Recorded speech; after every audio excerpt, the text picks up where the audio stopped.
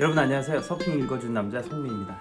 오늘 이 시간에는 지난번에 말씀드린 대로 WSL에서 만드는 새로운 시스템, 새로운 포맷에 대해서 설명을 해드리는 시간을 갖도록 하겠습니다. 지난번에 말씀해드린 대로 새로운 CEO가 오면서 뭔가 이제 상업적인 이런 성공을 더 원하면서 뭔가 이제 새로운 시도를 하는데, 안타깝게도 올해 이제 코로나가 오면서 2020년도 WSL 모든 경기는 취소를 했었습니다. 근데 이제 한 동안에 아마 이제 우리 어떻게 하면 살아남나, 어떻게 하면 좀 이 와중에도 WSL 다시 돌릴 수 있을까, 아마 많은 고민을 했던 것 같아요. 그래서 이제 몇 달 전에 WSL의 뉴 포맷에 대해서 발표를 했고요. 그리고 오늘 제가 지금 촬영하는 날은 12월 11일인데 한 며칠 전에 WSL의 경기가 하와이에서 재개가 됐습니다. 물론 그 전에 카운트다운이라고 해서 뭐 럼블이나 이런 시범 경기 같은 종목들은 실행이 되고 있었고요. 뭐 그런 경기들이 이제 관심이 멀어지지 않게 그런 노력의 일환이었지만, 정규 경기는 며칠 전에 시작을 했습니다. 그래서 이 변화에 대해서 한번 얘기를 해보도록 하겠습니다.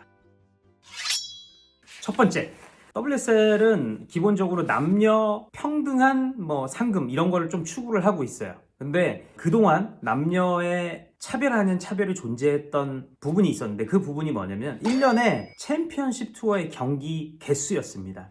기존에는 여자 경기가 남자 경기보다는 항상 조금 더 부족했어요, 숫자가. 그래서 이제 아무래도 불만 아닌 불만이 있었을 수도 있을 것 같고요. 근데 이번에는 2021년부터는 여자 경기, 남자 경기가 동일하게 10개의 경기가 펼쳐집니다. 10개의 지역에서. 이게 만들어지게 된 계기가요, 원래는 이제 타이티의 초프라는 곳 아시죠? 파도가 어마어마하게 와이퍼 당하면 뼈와 살을 갈아버릴 것 같은 그런 레프트 핸더 포인트.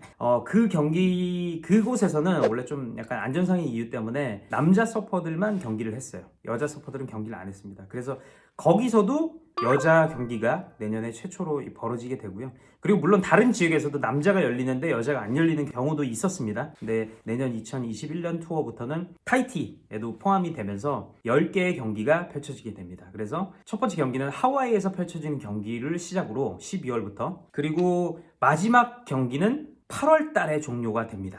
8월 달에 종료가 10개가 되고요. 마지막에 근데 또 하나가 변화가 있어요. 엄청 큰 변화. 그 변화가 파이널 데이라는 겁니다.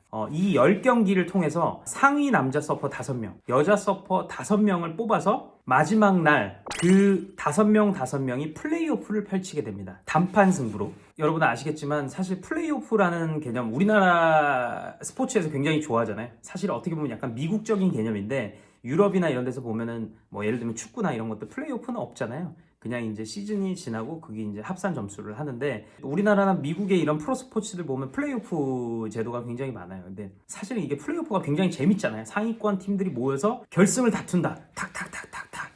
그리고 이런 극적인 재미, 그리고 이제 흥행 유발을 위해서 플레이오프 또는 서프오프라고 하더라고요. 그래서 파이널 데이를 진행을 하고요. 단판 승부로 맨 마지막 이제 챔피언을 뽑는 하루를 진행을 하게 됩니다. 이 디시전의 비하인드에는 예전에 켈리와 메디나였나? 하필이면 WSL 챔피언십 투어의 마지막 이벤트인 하와이 파이프라인 경기에서 결승에서 랭킹 1위, 1위, 2위를 다투고 있는 사람이 붙었어요. 그래서 그날의 시청률, 그리고 그날의 피드백, 그날의 리턴, 이런 것들이 엄청 컸다고 해요. 그래서 그걸 더 극대화하기 전에 그럼 매년 승자를 결승하는 방식을 좀 바꿔서 매년 이런 자리를 만들어 보자. 그리고 그 파이널 이벤트는 예전에는 하와이가 고정이 됐었잖아요. 지금은 돌아가면서 다른 지방에서, 다른 지역에서 한번 해보자 라고 결정을 한 것 같습니다. 그래서 2021년 8월 달에 이 10경기가 다 끝난 이후에 펼쳐지는 파이널 데이는 어디서 하냐? 미국의 캘리포니아에 있는 트레슬이라는 곳에서 경기를 하게 됩니다. 굉장히 아름다운 A-프레임 파도가 오는 곳이죠.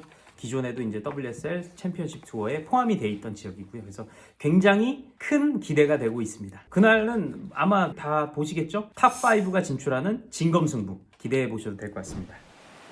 그리고 또 다른 체인지가 원래는 이제 챔피언십 투어가 있고 그 밑에 월드 퀄리파잉 시리즈라고 QS라고 보통 부르죠. QS라는 게 있었잖아요. 근데 그 중간에 여러 것들이 생겼어요. 그래서 지금 새로 생기는 게 챌린지 시리즈죠. 챌린지 시리즈는 뭐냐? 기존에는 이제 챔피언십 투어에서 떨어지는 선수들은 QS를 가서 다시 시작을 해야 됐어요. 근데 이런 여기서 오는 오류들이 뭐였냐면, 예를 들면 성적이 굉장히 상위권이에요. 근데 그 선수가 부상을 당했다든지 아니면 가족사 뭐 이런 뭐 개인적인 컨디션 저하 뭐 슬럼프가 오면서 순위가 갑자기 급격히 떨어진 적이 있어요. 근데 그 선수가 실력이 굉장히 좋음에도 불구하고 아주 이런 운이 없어서 떨어지는 또는 슬럼프를 겪고 있어 떨어지는데, WQS로 떨어지게 되면 어떤 일이 벌어지냐면요, QS에 가게 되면 파도가 굉장히 안 좋고 여러 지역을 굉장히 짧은 시간 안에 많이 돌아다녀야 돼요. 그래서 결혼을 했거나 아니면은 멘탈이 조금 약하다든지 하는 선수들은 다시 통과할 수가 없었어요. 그래서 WCT에서 아주 좋은 성적을 하고 있다가 갑자기 미끄러져서 QS로 떨어지고 나는 QS 다시는 못해 라고 해서 은퇴하는 선수들이 굉장히 많았습니다. 그래서 이 선수들이 20대 후반 30대 초반에 은퇴하는 사례들이 발생을 했어요. 그러니까 WSL 입장에서는 굉장히 아쉬운 일이잖아요. 왜냐면 좋은 인원이 갑자기 빠져나가게 되니까. 그래서 이걸 방지하기 위해서 챌린지 시리즈라는 걸 하게 되고요, 탈락한 사람들 위주로 다시 경기를 해서 거기서 통과하는 사람을 다시 받아주게 라고 하는 그런 챌린지 시리즈가 형성이 돼 있습니다. 그래서 챌린지 시리즈는 챔피언십 투어가 끝나는 8월부터 12월까지, 그러니까 12월 달에 새로운 시리즈가 시작하잖아요. 그때까지가 이루어지게 됩니다. 그리고 QS 월드 퀄리파잉 시리즈에서도 좀 변화가 있었는데요, 2020년도에 하고 있었잖아요. 그 2020년도에 하고 있는 포인트를 내년으로 넘겨서 내년 6월 달부터 다시 QS 시리즈를 시작을 하게 됩니다. 그리고 그 QS 밑에 있는 리저널 퀄리파잉 시리즈라는 게 생겼는데, 그거는 뭐냐면 어린 주니어들이 그러니까 막 대륙간 이동, 여러 나라를 이동하면서 이런 불필요한 비용 또는 이제 비용을 부담을 하기 힘들어서 투어를 포기하거나 이런 재능이 있는데도 불구하고 그런 선수들을 좀 방지하기 위해서 지역 나라들, 그 나라들에서 점수를 쌓고 그 다음에 QS로 보내는 과정을 좀 선택을 했어요. 그래서 리저널 시리즈에서 자기 나라 또는 근처에 있는 나라에서 포인트를 쌓아서 QS로 올라가고, QS에서 CT로 올라가고, CT에서 떨어지면 챌린지 시리즈에서 다시 한번 기회를 부여하는 이런 방식을 추구하게 됩니다. 그래서 조금은 약간 더 합리적인 방법으로 좀 변화가 됐다고 저는 생각이 듭니다. 그래서 아마 이런 부분을 좀 이해하고 보시면 내년 2021년 월드 서프리그의 방식을 조금 더 이해하고 보시면 좀 재미가 있지 않을까라고 생각하는 차원에서 오늘 이 시간을 준비를 했습니다. 여러분 감사하고요. 구독, 좋아요 많이 눌러주시면 감사하겠습니다.